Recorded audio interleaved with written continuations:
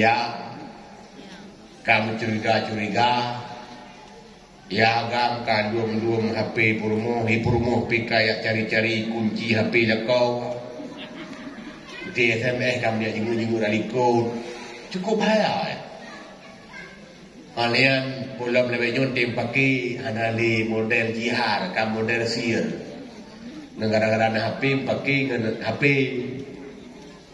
Nyan dak kuala kamu, purmo bila kamu tak tu.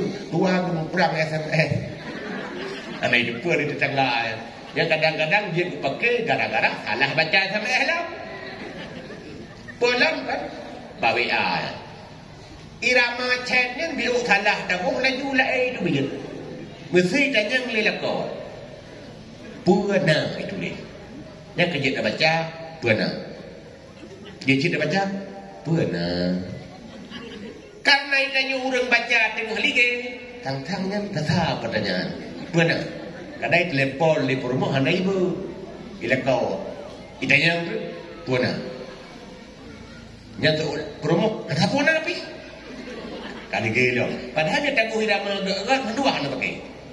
Murah je pula kalah ketik. 3 gerak ketik je duitnya. Boh panen, ketulis boh panen. Ceut perumahan boh dah. Kada elok.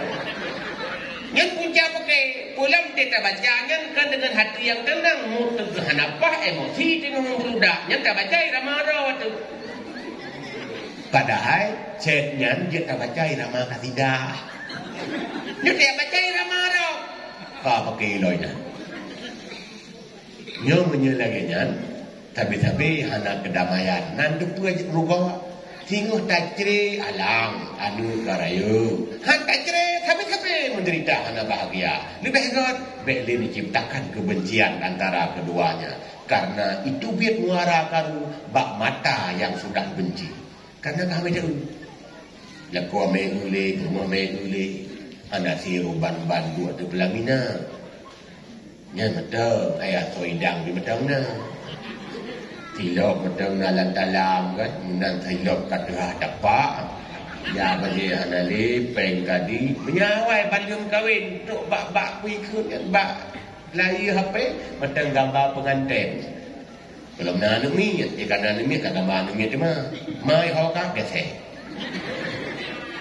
Kana nu kedua ka gambar nu lo bina. Bak lari HP. Kana nu dia kanu. Pokoknya anu dia tenang tapi nak apa? Tua-tuanya anu kali promo kadang boleh, pulau promo kadang kat ini pelet. Bahapen gambar-gambar dinding, wanginan. Ada li romantis. Mungkin pandangan sudah benci. Maka pandangan benci akan menyebabkan kebajikan terasa kesalahan. Tapi pandangan rida akan membuat kesalahan bagaikan sebuah kebaikan.